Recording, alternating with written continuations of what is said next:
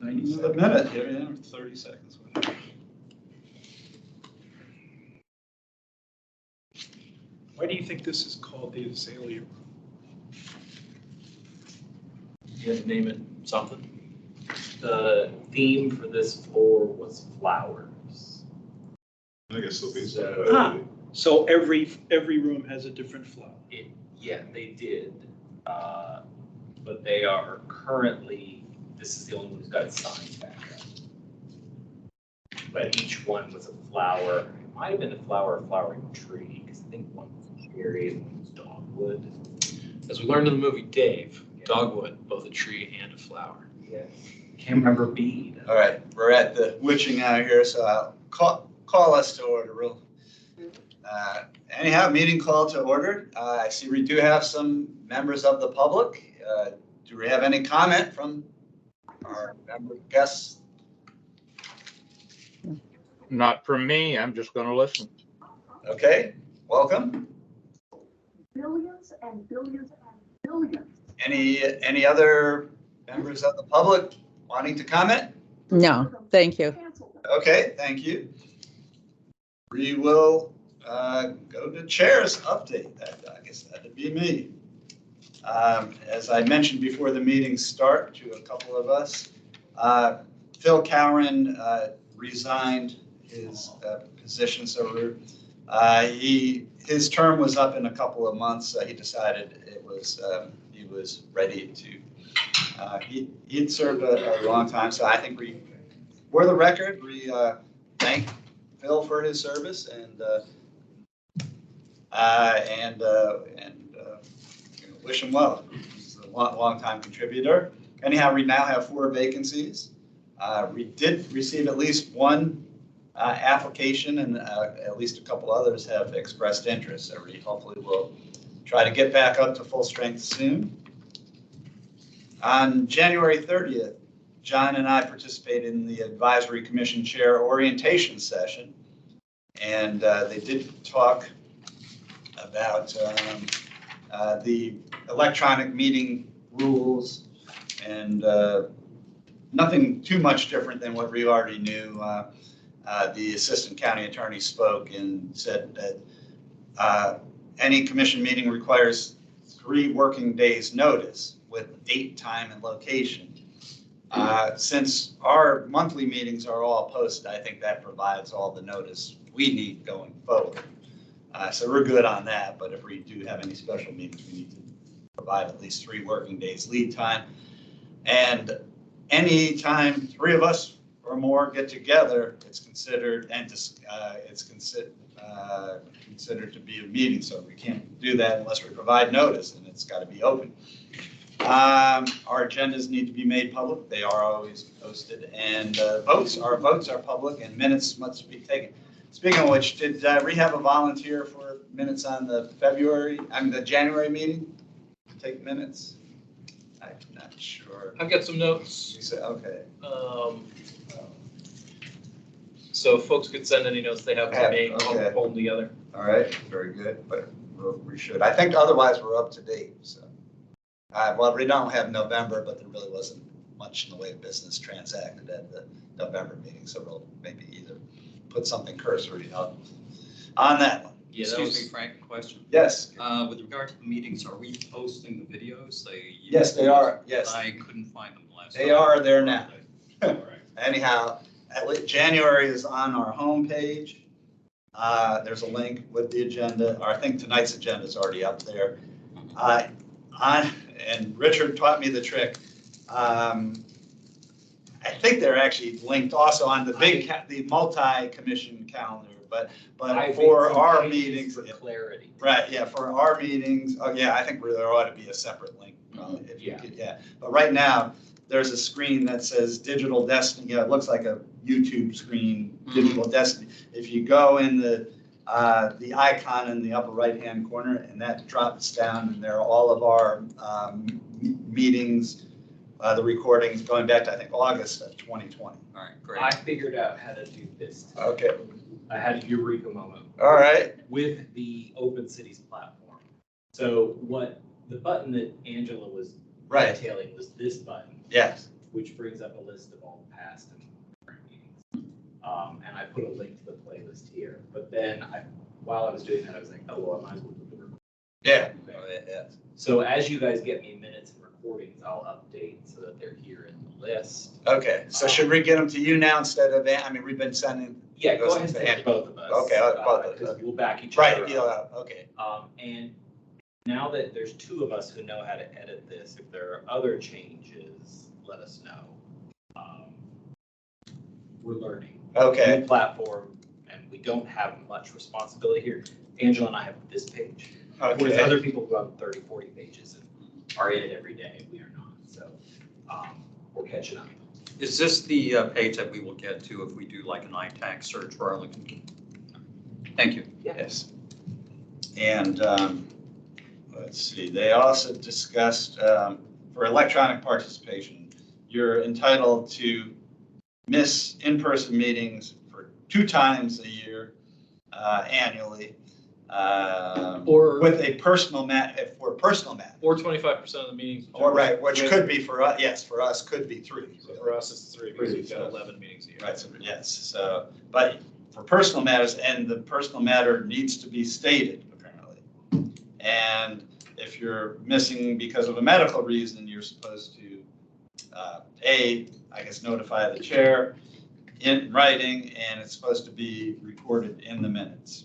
And everybody who participates Frank, on remotely that- are supposed to Frank, on identify where they are question? participating from, so. Becky's got a question. Oh, yes, Question. I am participating and not from there based on medical reasons. Do I need to notify you every time? I've done it 2 or 3 times, but I think I forgot to do it today.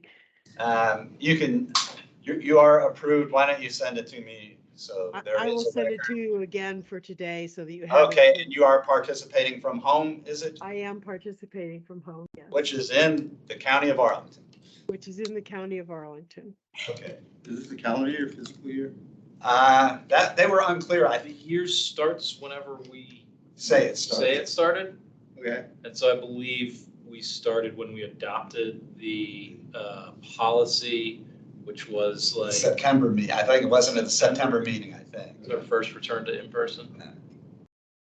So, So we'll yeah, run- so we're almost halfway through, no, not quite. Which is good because we usually skip July or August anyway, so it'll be September will be the start of the year. Yeah, count our calendar year for our fiscal year. And so the same 2 or 25% applies to all virtual meetings, but they, let's see, wasn't it that they can't be, you can't do 3, we couldn't do 3 in a row, I think, for all virtual. I think there was something as far as consecutive or I something. don't remember that restriction. Yeah. But this is all the stuff that we discussed Right. at our September meeting. So Right. there was nothing, Yeah, there was nothing new. There wasn't really anything new, it was just, more. Yeah. No change yet at the Commonwealth level, and likely no change in this legislative session. Right, but at least we saw the legislation and Tried. and, I think anybody who, has relationships with their legislators and want to seek support, go ahead and let them, know. I'm sorry, one more question, Frank. I'm assuming the 3 in a row does not apply since these are medical exceptions. Correct. Thank you. Yeah, I don't think there's any limitation on the medical There was exceptions. not, in my recollection, the medical was a separate exemption. Right. Not subject to the limitations of the Thank you. convenience. Right, and I think we had some indication back in September, it wasn't clear at the meeting, but that a person participating remotely with a medical counts towards our physical quorum, Correct.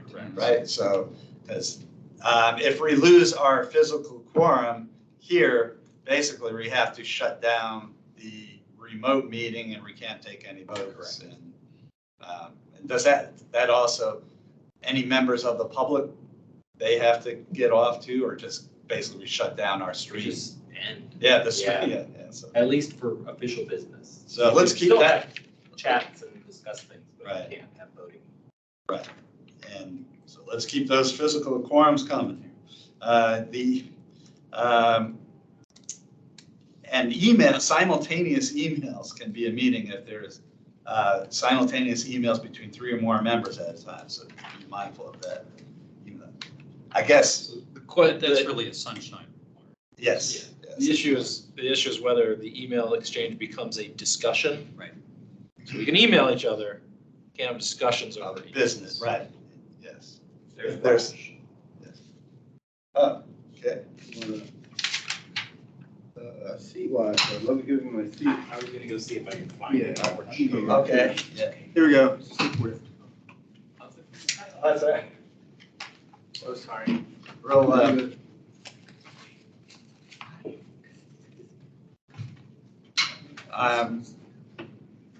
well, welcome, Raj. Should we wait for the chair? We got a chair. Real, Thank you very much, sir. Sorry about that. Please go and sit and wait. But No, please. all right, let me just 2 quick items before we get to our guest, Raj. Let's go. The board budget work session for DTS is March 14th. I'll be going to see Bruce Springsteen in Albany, New York. So John has kindly offered, actually had his arm twisted to represent. I'll go to the I Springsteen concert for you. I know what he responds to. Oh, yeah, that's great. We're going to see the boss. So anyhow, so John will be presenting at the board budget work session on March 14th. And I think those are streamed. So if you want to give him virtual support, you can tune in. I'll take one and you take. For the virtual Oh, yes. work session, my intent was just to kind of reiterate the letter that we had already sent. Right. The only thing that I think has really changed is the thing that's new is the strategic plan that was issued by DTS.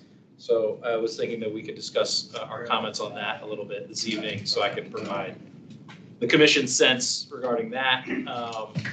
And anything else that folks see that they think is relevant once the manager's budget is actually released in public, which I don't think I've seen Yeah. yet. So Do you know if that's happened yet? If the manager's. There was a presentation a week ago, Saturday. I don't think it's been Been publicly released. public. I mean, there's the broad strokes, but not the budget. Okay. So when that gets released, if everyone could take a look at it and send me any additional comments that might be relevant above and beyond the letter that we already sent, I'd appreciate it. Right, and I had sent that letter to all the board members, I think to the manager as well, and, our staff liaison and contacts. And I think that was pretty much, anyhow, no feedback, so far. Anyway, we're gonna add to our agenda, and we're very happy to welcome again, I guess, are you officially the CIO of Arlington Public Schools, or what's your title? I don't want to. Assistant Superintendent for Information Services. Okay, so I know might be a slightly different title, but basically It's the same thing. the same thing as Raj Admusili, and I hope I got that close. Raji is fine, perfectly fine. Okay, all right, well, we wanted to welcome you back, and we are thankful that you've come to join us, but we wanted to sort of hear how we know that big efforts were made to close the digital divide during the pandemic. Just wanted to get an update, see how things are going, and Sure. I think we also had a request, on, while it may be out of our field, but if there's any overlap on budget, as far as your budget and Sure. No, thank you. Actually, I'm very happy to be here. We used to have this practice of constantly Right. coming here and giving you guys an update on where we are with respect to collaborative projects, but also individual projects that are happening in the school. Like, I think we've worked for a long time, Yes. so I'll go ahead and actually give you a quick update. From obviously, digital equity has been an issue, and we've been focused on that. We've been working very hard on that one. And I'm glad to tell you, to date, 100% of the requests from students asking for any connectivity resources or solutions have been provided. I think we've actually done that using a combination of things. We've actually sponsored Comcast, obviously, and Comcast has been upping their capacities as well. So on our request to support our students, so they have been very collaborative. So through Comcast Internet Essentials program, we've actually been finding some dark spots where Comcast wasn't working. So we actually ended up having to get them some other MiFis with other service providers, depending upon some of the dark spots. And we've always kind of reached back to Comcast saying, yeah, here's the dark spot, here's the dark spot. So that has actually been working as well. One thing we learned in the process is, in spite of having Comcast Internet Essentials, there are some large families which actually put a lot of demand on what they're actually getting, even through Comcast, because like there are 3 children, there are families that share the same place, and there's a lot of logistical details that go into it as to why there's more children in the building or in the same kind of condo or whatever the dwelling unit is. So we ended up having to support them on top of Comcast with additional MiFis. We've been using Kajit, which is actually a K-12 friendly MiFi solution because it actually has filtering on it. Right, okay. It also has user reporting and everything on that one as well. So, and since then, we've also engaged with the county's digital equity plan. We've actually collaboratively worked on campaigning, the messaging that you guys are actually going to be doing with families, the surveys that went out to families. I think we've actually kind of reviewed that together to see that, you know, it was actually making sense to our APS student families with children in it. And we've also tried to come in kind of share that or campaign for that from our side as well. So I think we kind of did a collaborative exercise with that one. So that's going great so far. Actually, if we say no questions, we even did a very innovative pilot last year, 2 years ago, with respect to using some of the bandwidth that's not being used, and like we did so many different things. I know almost we tried to turn every stone upside down to find a solution which would help the children out. So I know some of the service providers are also trying to do some campaigning with the different, you know, getting the word out there as far as different capabilities that are out there.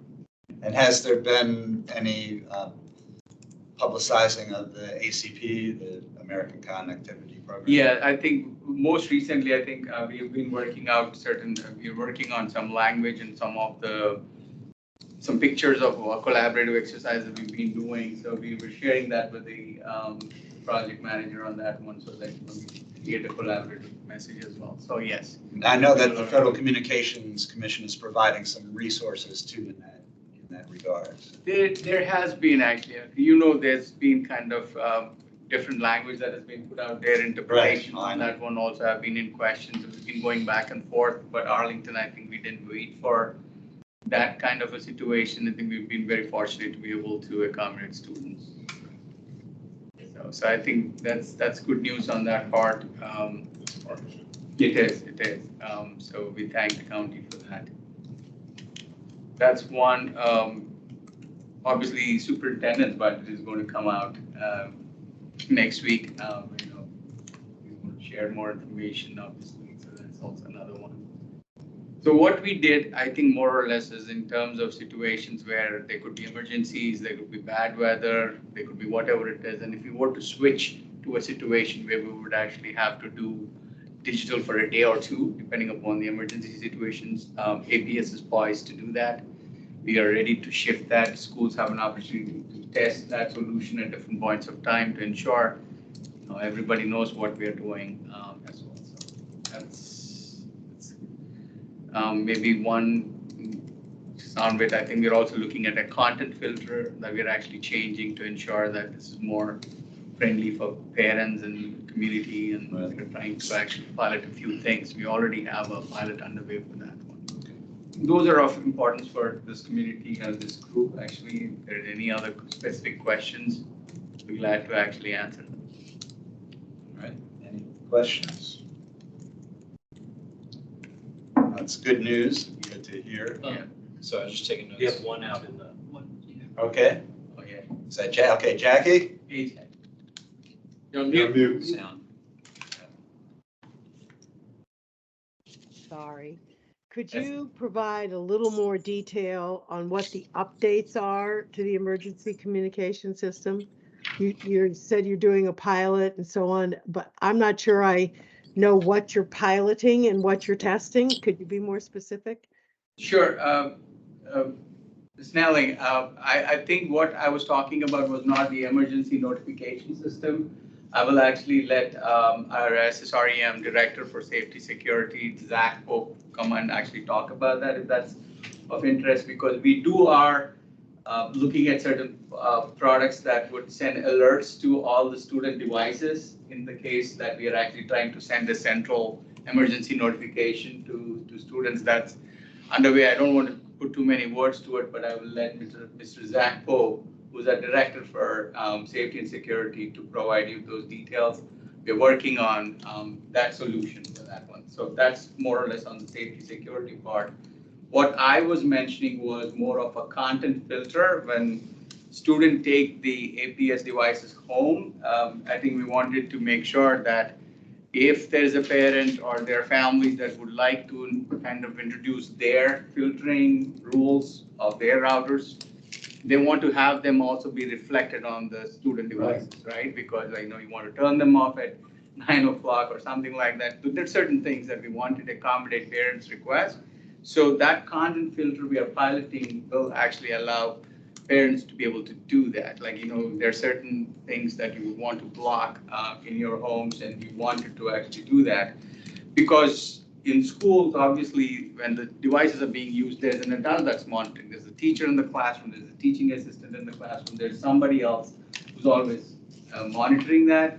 But in the homes, in the kind of in the bedrooms, it's important to actually look out for those kind of situations. So this is a new filter that allows people to do that. It allows parents to even turn off the device till 6 o'clock in the morning. There's more features that actually are there. We are doing it in 2 phases. Phase 1 is more of the pure content filtering functionality in it to ensure that the students are accessing certain things, and whatever they're trying to access are K-12 friendly resources. So obviously that is the focus. We're going to be rolling that out by April. And the second phase of what I'm talking about, the additional functionality for parents to be able to do more and more reporting and those kind of things, we will actually have more training come out before the start of the new school year. Did I answer your question, ma'am? Yes, it did. Thank you very much. And we'll hear from Zach later, right?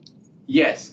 If that's of interest, what we could do is try to, maybe we'll do a combination of things. We'll let Zach give you a written update that you could actually share with the members that actually talks about what that looks like, because it's going to be public information. Sure. That he's going to share. I think that would be helpful. Yeah, and if you have more questions, then we can definitely follow Okay, up on that. yeah, thank you. Well, we're glad to have you back.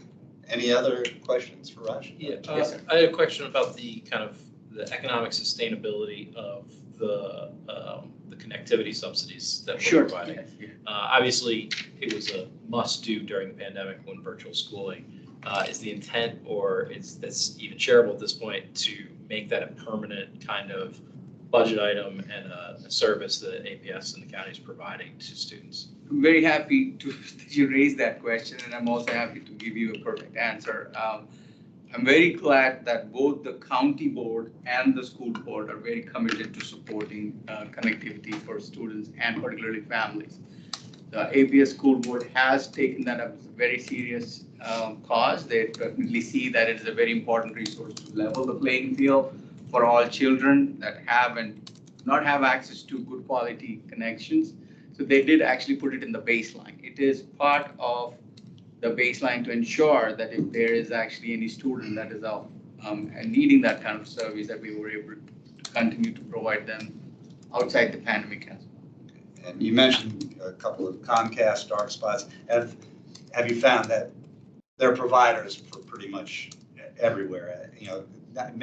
Not all providers can provide everywhere, but there are providers, Yes. some provider for everywhere. Yeah, I think with the combination of Comcast Internet Essentials and Kajit MiFi's, I think we've been able to kind of sustain the whole request pool. I don't think we actually had to go to a third party after that, within the context of what we have. All right. So can you spell the Kajit? Kajeet. Kajit. If you look it up online, it's actually a K-12 friendly solution that actually has filtering on it. Because, we don't know what we don't know about how the things are being used. And what is the nature of, are they, they're a Wi-Fi? They're MiFi. Wi-Fi, but in what, do you know what?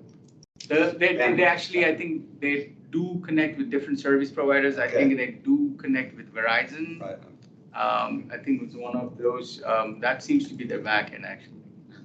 Is there a specific line item in the budget for that? Yes, there is actually a Okay. connectivity fund. So the line public item. can see how much we're spending on that? Yes, yes. What we do is we monitor that, we ensure that it is actually tracked, and we try to. How'd you spell it? I'm sorry. It's K. Kajeet. Two E's, okay. Yes. Thank you. You questioned. That's right.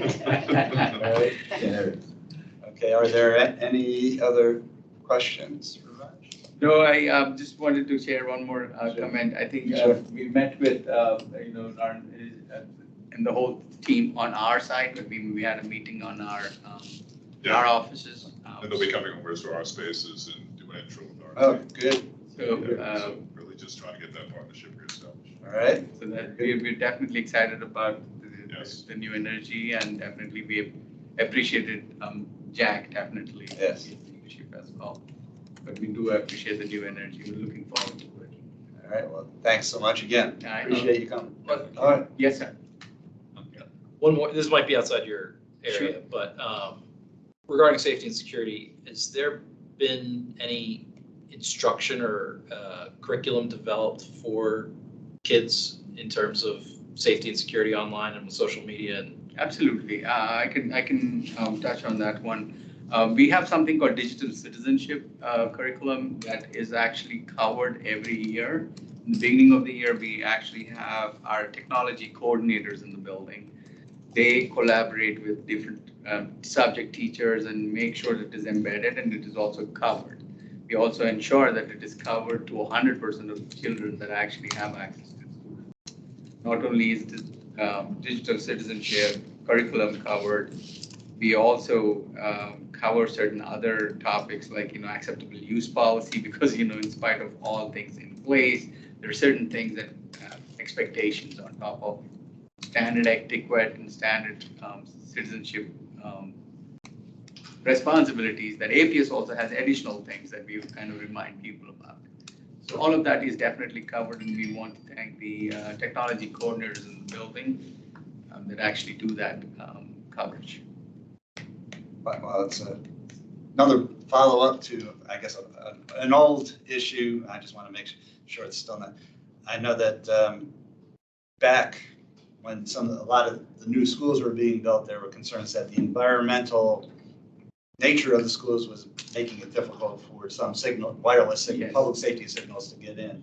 I take it that's all been tested now and there's no longer an issue. Absolutely. I think there were, actually, I think this is dates of like a few years ago, way before you even. Right, yeah, it's been. Because of the nature of the glass we were using, the thickness of the glass, and also some of the old construction, there were definitely some dark spots for first responders to be able to have their radios work properly back and forth. That was definitely addressed. Right, Now we initially. have antennas in every building that actually Repeaters, relays, the right, repeaters. relay, yeah. So all of that has been actually put in. And I want to say, I want to particularly thank our new safety security director, Mr. Zach Pope, for that. I think he's very, very aggressively monitoring that one and is on top of that one. He works very closely with the emergency first responders, all of them actually on the county side, and is actively monitoring and checking on that. Very good. That's glad to hear that. Yep. Because I know that was a concern I'm glad I'm getting these. back in the day. Yes, it was definitely an issue. It was because of the nature of the building. Right, with that environmental, the design, Yeah. the reflective glass and all that, Absolutely. certain frequencies couldn't get. I think we're now enjoying best of the both. Both of us. Right. Good for the environment and good for public safety. Absolutely, absolutely. Very good. All right. Anything else? All right, well, Not that thank I you. will actually. Pleasure, so we'll be in All right, touch soon. thanks so much. Appreciate you coming. You guys have a great evening. Thank you. Sorry again. No, thank you. All right. All right, one other member of the public to introduce, Jim Smith. I had mentioned that we did have an applicant for the Tech Commission. Here is our applicant. So, welcome, Jim. I don't know if you want to introduce yourself beyond that. My name really is Jim Smith. That's common name in the country. It's not a witness protection program. Just really briefly, I am a semi-retired telecommunications attorney in DC. Knew Frank as a colleague for many years. I was with two law firms, Pearson Bollendow, which later became Reed Smith, where I was a partner, and Davis Wright Maine. I was also president of an industry association of telecom companies, which then was called Comtel and now is called Encompass, and VP Law and Public Policy of Excel Communications, which was a service provider that was in the late 90s, early 2000s.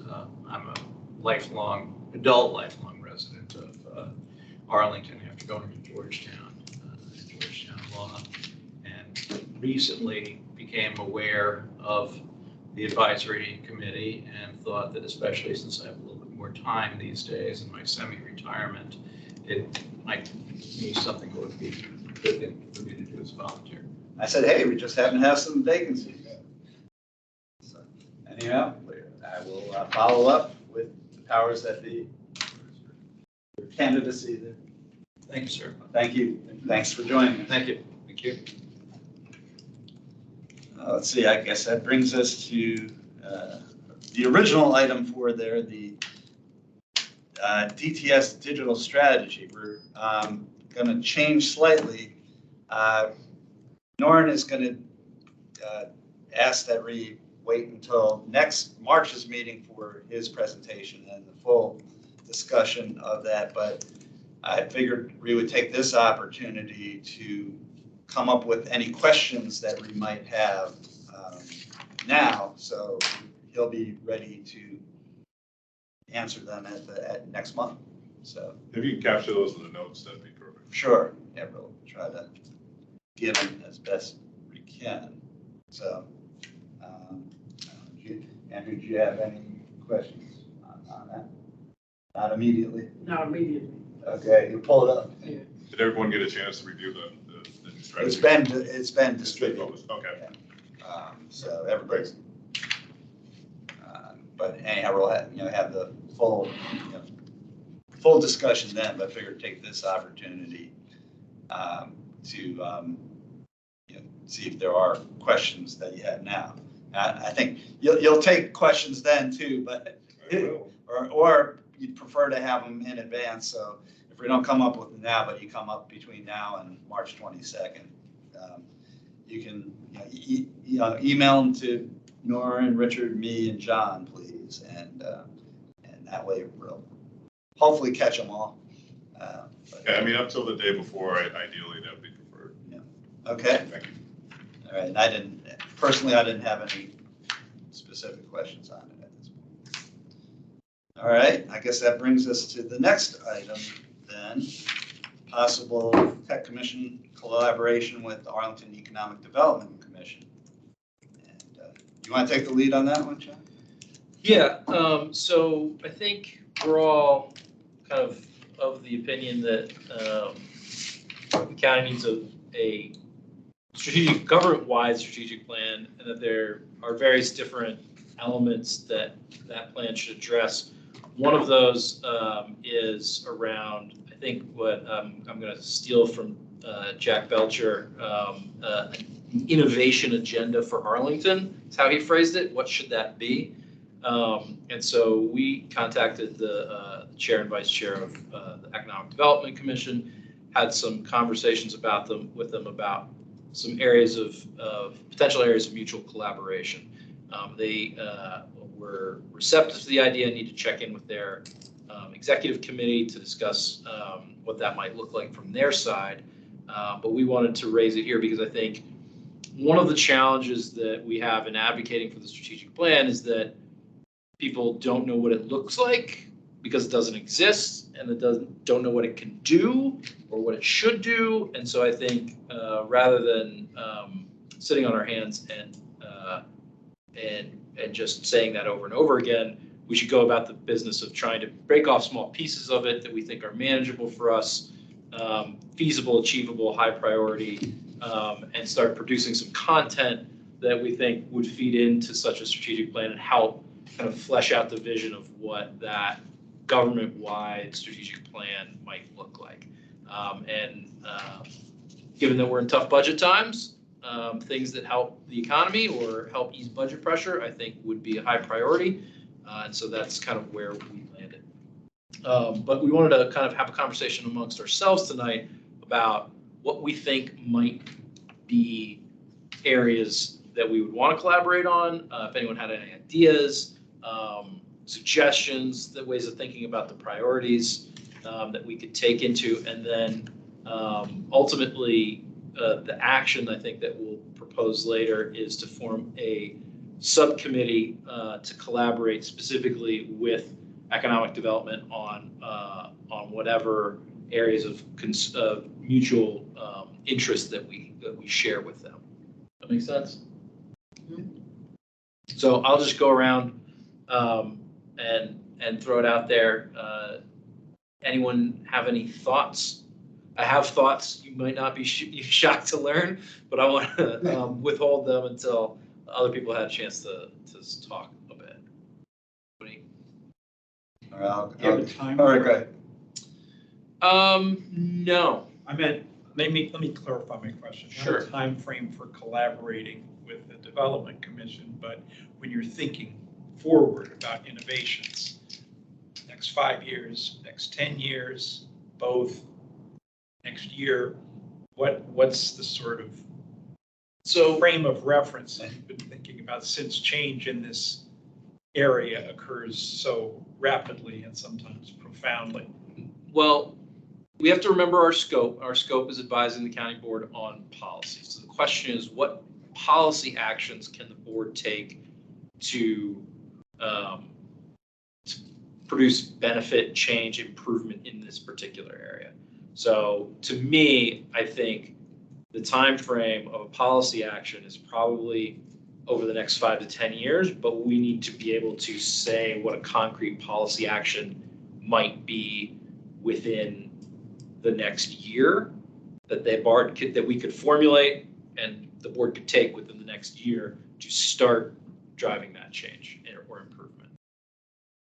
But to me, board policy is something that takes a lot of energy, and you don't want to have to redo it every 2 months or something like that, right? It should be a longer plan.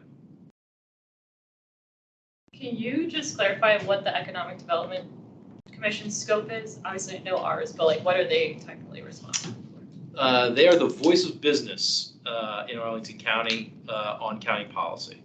And so they have issued a strategic plan. You can go take a look at it. It's on their commission site. It basically covers off all aspects of how to create the type of economy and business environment that we want here in the county, essentially. It's very broad. Yeah. And the big issue that they're grappling with is office vacancies, since commercial real estate taxes are a big part of the county's budget. Huge right part. now, with the pandemic shutdowns and the whole work from home, era, there are vacancies. Yeah.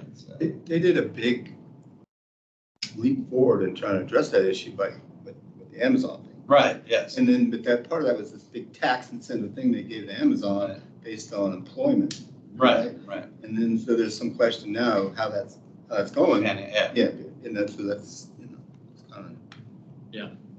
So I'm curious to get. The good news is, I guess if you can call it good news, is that we're in the same boat as every other urban area in the country. Yeah, no, it's reality. All of a The sudden, battle for those tenants, that's all the of a thing. all of a sudden, your office occupancy has dropped substantially. Just really dramatically changed in a stepwise function, the total landscape of commercial real estate in the country. Mayor in DC is lobbying really hard to get the government. Federal, Yeah, federal, which would, So- I think that would help I don't, Arlington as well. I'm not sure that I we can. have something to say. I have a Yes, suggestion. Yeah, okay. Jackie, go ahead. I'm sorry, I spoke out of turn, but my hand had been raised and I don't think you were watching the screen, so. I have what would probably be in the category of crazy idea, but maybe not. It's definitely,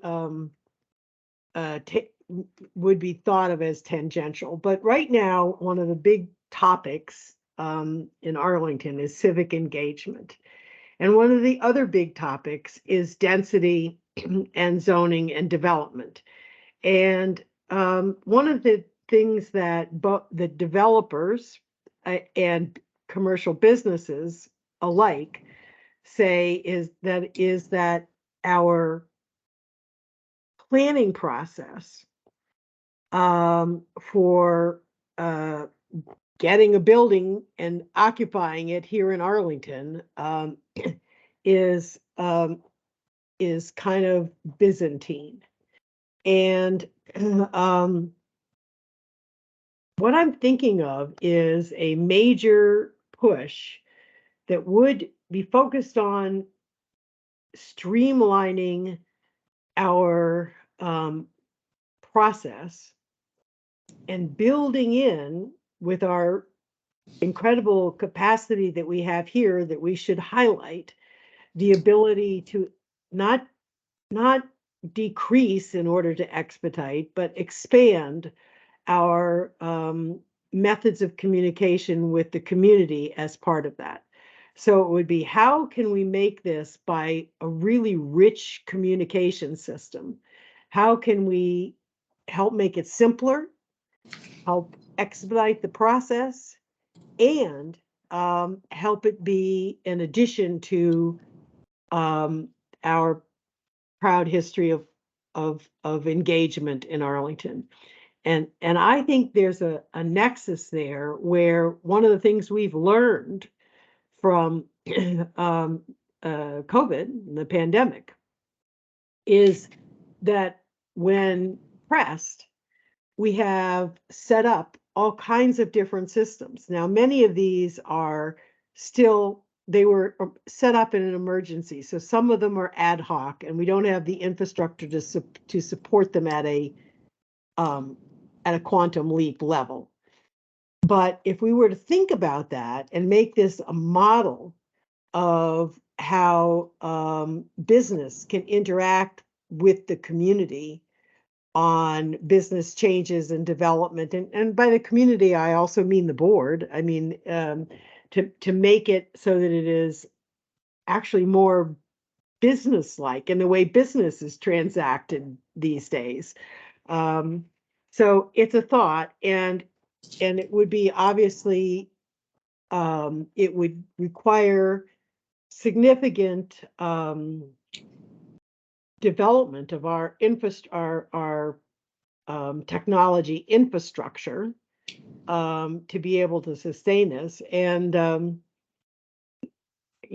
even things like making our website a different type of interactive than it is now for getting information and so on, and things like our open data portal, thinking of that in a different way, so that it's considered part of our work system. Part of how we do our work is by having data and analytics available. Anyway, so it's a constellation of things with the focus on communication, but communication or integrating business and business systems into the way we do things. So I think there's definitely nugget there, Jackie. My initial reaction though is that that's probably more of a collaboration with the planning commission because they're really part of the I think they own the charter. They don't have to be part of it. I mean, this is more the manager, I would say, and the board, so more policy than it is how their individual commissions work, because it is reimagining how we do it. And then, yes, you would have to work with the planning commission and other commissions. You'd have to work with the board and how they do business. It would be a way of reimagining how we do that. And yes, there would have to be changes in the how we do it, but it would require working with through the Economic Development Committee and business connections on what would that look like from a business perspective and from a technology perspective. So asking that question of how can we have a problem. So how can we use our technology to innovate so that as we get larger, we don't get more Byzantine. Yeah. And as we have more development demands, it doesn't clog the system. And it also doesn't have us decide the only way we can get through things is to become more top down.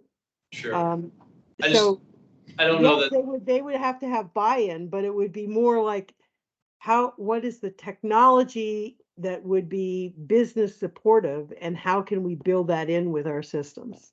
Yeah. Business and community supportive. Yeah, I think that we definitely need a leap in planning because again, I have to go look at the charge, but I think the planning commission would have the domain expertise on what the pain points were. They don't have the expertise on what's possible. So the reason why I'm putting it on the table here is because I think the issue of having a vision of what is possible with the technology,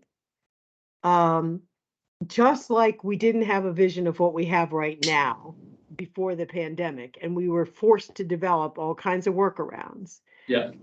There's a vision there that most people, unless they're using it in their business, don't see and can't imagine. And so imagining that and then saying, well, all right, here are some things we could fix. Yes, then you need to get tactical and the commissions need to be directly involved, but there's some visioning that needs to happen first about what's possible. I think part of that is identifying what the business problems are first. Yeah. And then you identify the solutions technology-wise that can. Yeah, and we'll put it on the list of things to discuss, Jackie. So I think it's a big idea. It's a big. You're right. I thought I would just start out with yes, it is a big idea, and with respect, I think it has been identified as a problem because in survey after survey, businesses are also saying that the process takes too long. Yeah. So all I'm saying is technology can help fix that. Yeah, I also think there's been work done on that. So we'd probably have to get smart on the status of it. I know that several years back there was a transition to an electronic building permit application system. Yep. From the outside, it kind of looks piecemeal. Well, I think we need to know a lot more about that than we currently. Yeah. All right. I thought we were doing blue sky. That's my blue sky contribution. This is why we're having a conversation. I like the idea. I think it is a big one. So I think we got to chew. It absolutely is. So is a digital plan. Anybody else? I was going to say another initiative that Bill Dunn discusses, the chair of AEDC, says is as far as equity issues, but they're looking at encouraging or fostering apprenticeship programs in employment, which I think is, I'm not sure I suppose there could be a technology issue if it's technology companies that are using apprentices, but it's just something interesting. Anyway.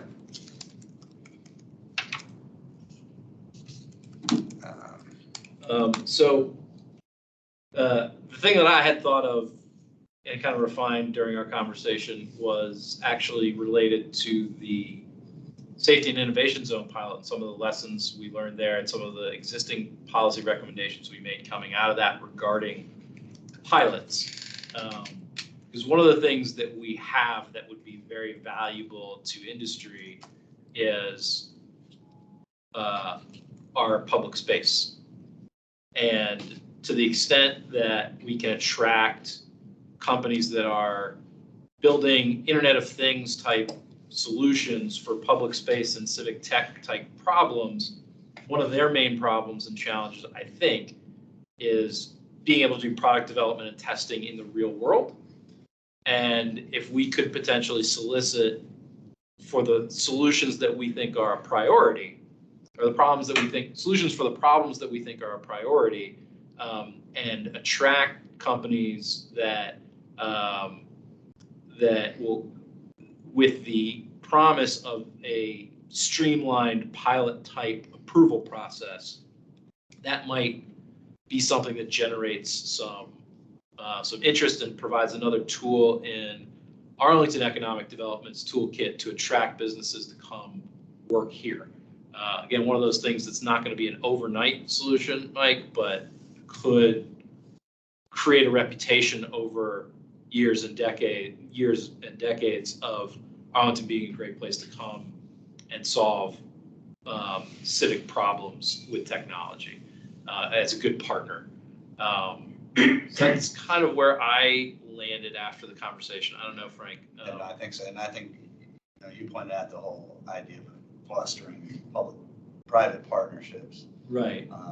Which obviously could include pilots. Because they are paid for with other people's money. Somebody else's money. Which is always a nice feature. So that's kind of, I was putting together the nexus of the pilot, the policy around the recommendations we made around the pilot, the fact that we have budget constraints and there are things we'd like to do, problems we'd like to solve, but we don't have the money ourselves. But what do we have? What resources do we have other than budget? And attracting companies that are trying to do what Comcast and Chicano are doing, which is test their solutions in a real world environment so that they can improve them to the point where they are valuable enough to sell. And if we can apply that type of innovation and that type of outside expertise to our priorities, I think the public might have a different trade-off assessment than I think what many people came to the conclusion on the innovation zone, which is this is interesting, but it's not really, didn't really see it as a priority problem for the community. The only thing I would add to that is if you do go that route, make sure you have strong considerations for privacy.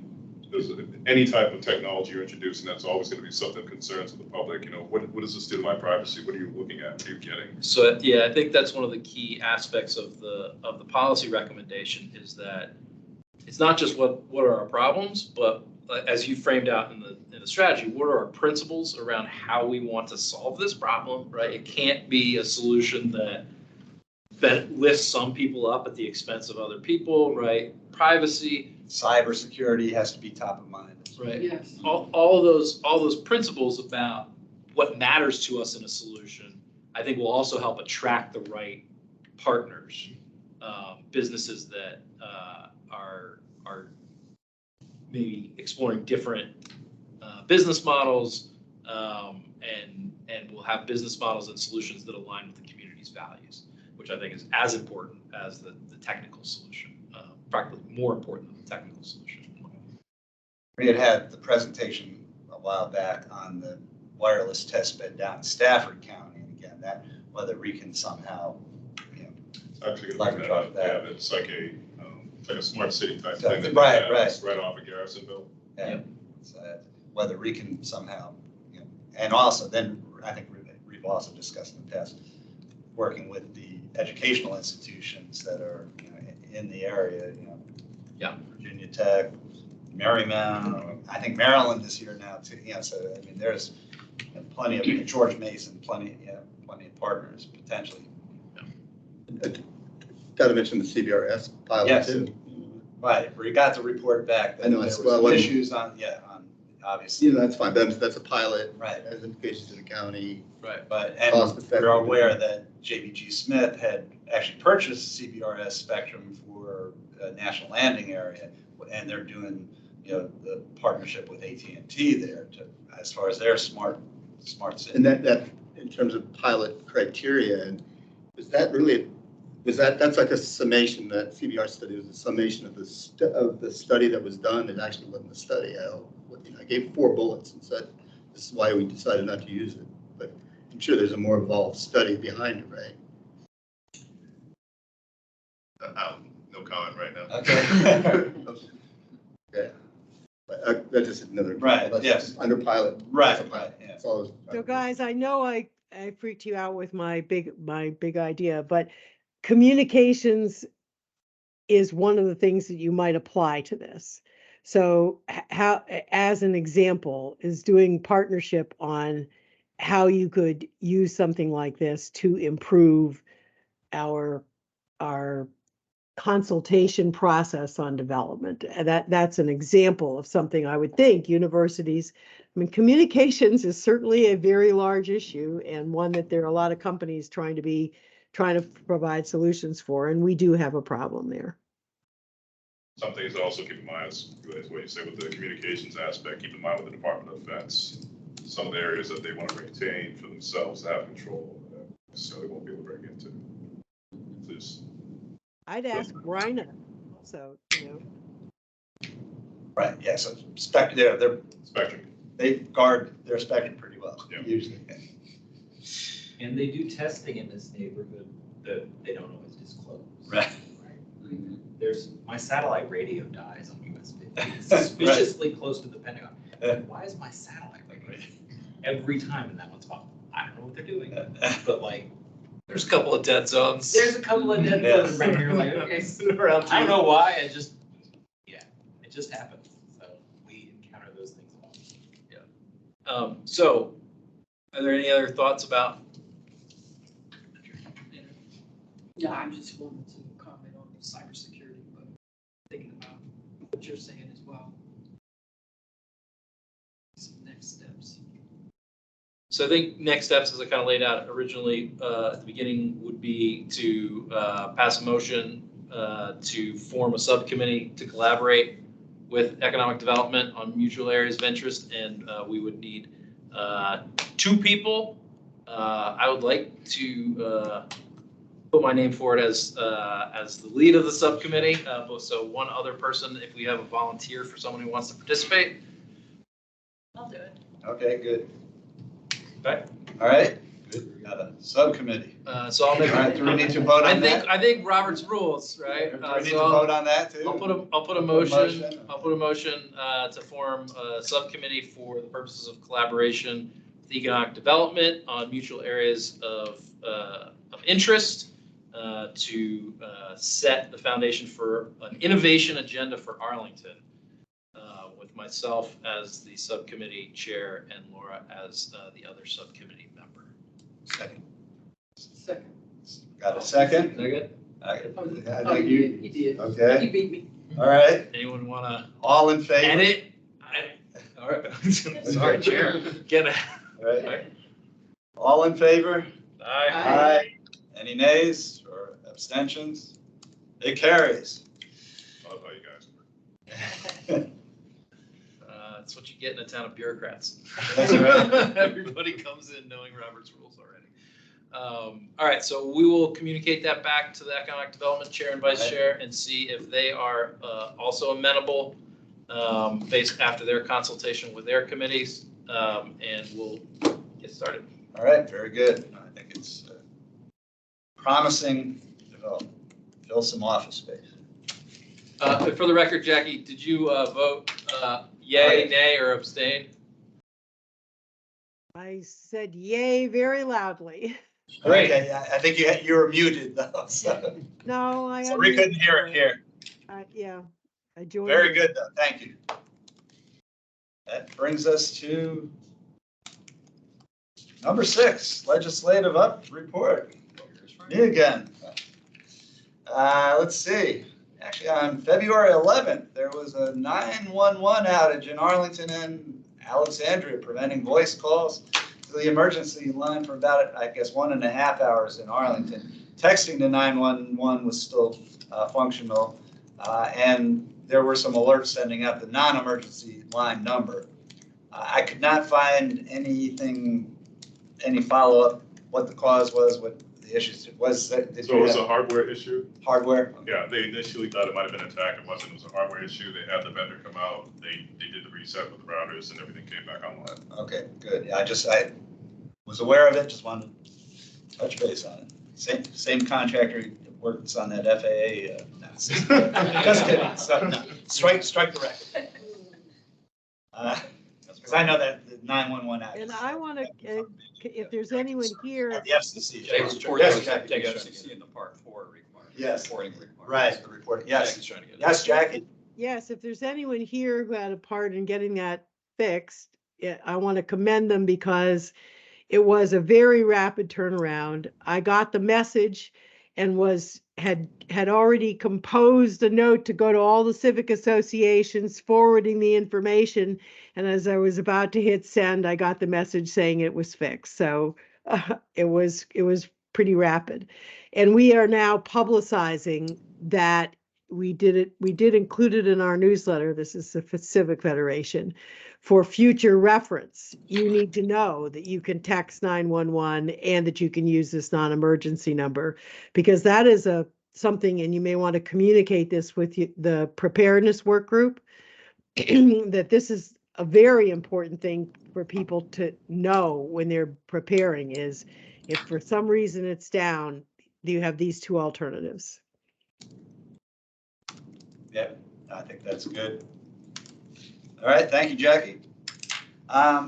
Recent report, a majority of Americans report that they no longer have a monthly cable or satellite TV subscription.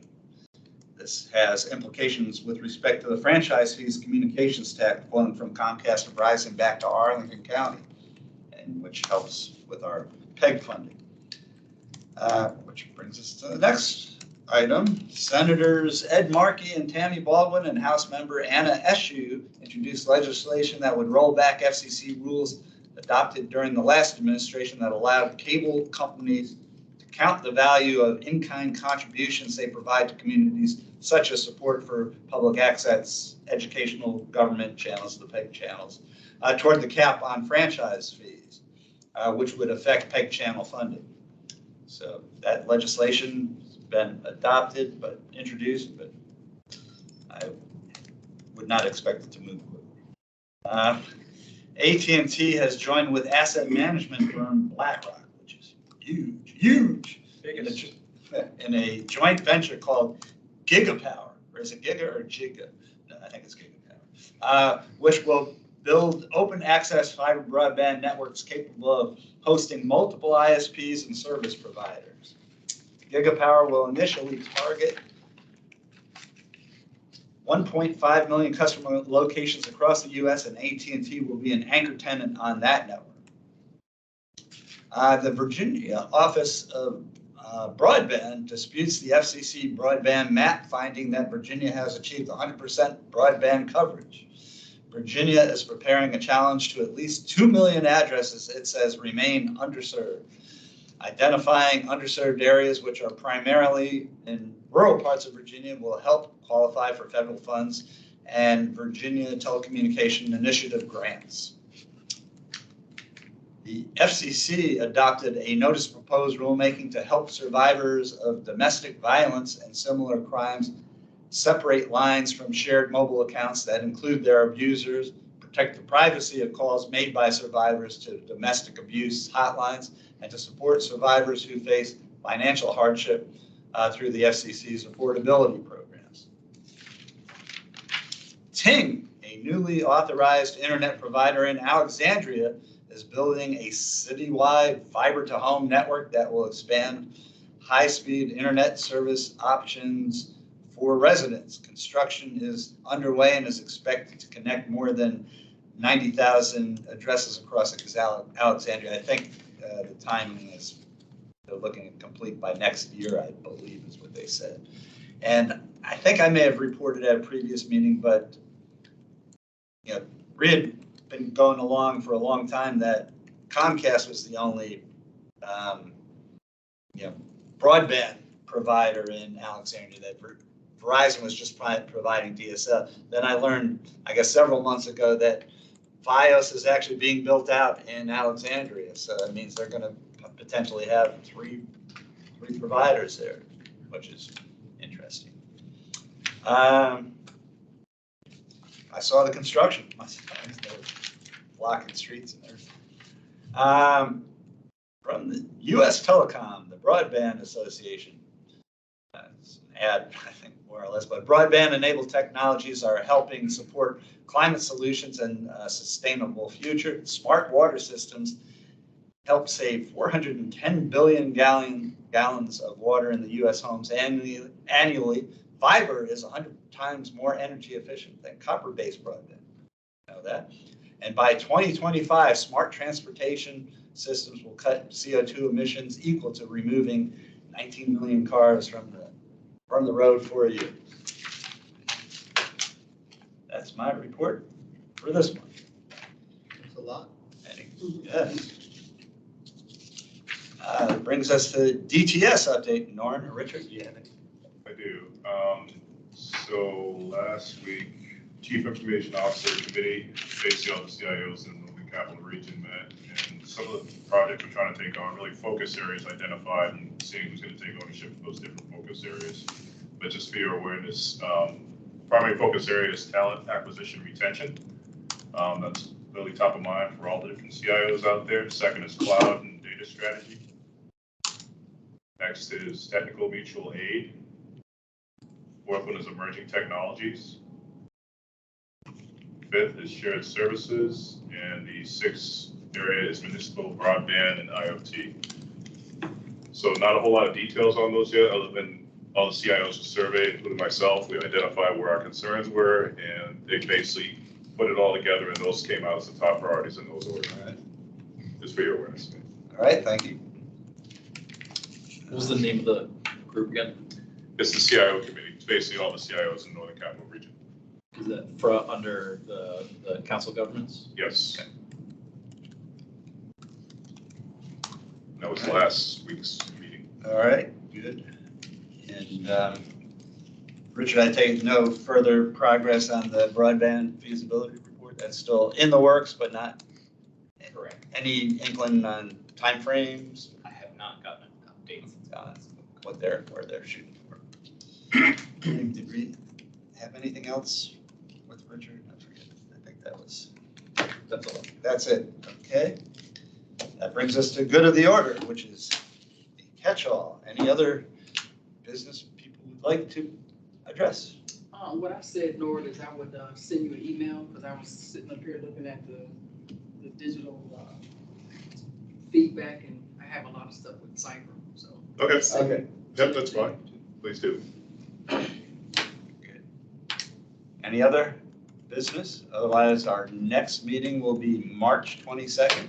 Same bat channel, same bat place. Oh, right here at 7:30. And primary topic is going to be the DTS digital strategy. I'll probably have one of my directors coming in, Holly Hartel. Okay. And she'll probably do most of the presentation. She might be doing it virtually, though. Okay, good. Some of us are familiar with Holly, so that's good. Any other business? I will entertain a motion to adjourn. So moved. Second. Second. All in favor? Aye. Any nays?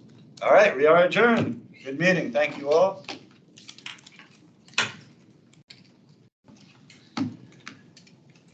See you.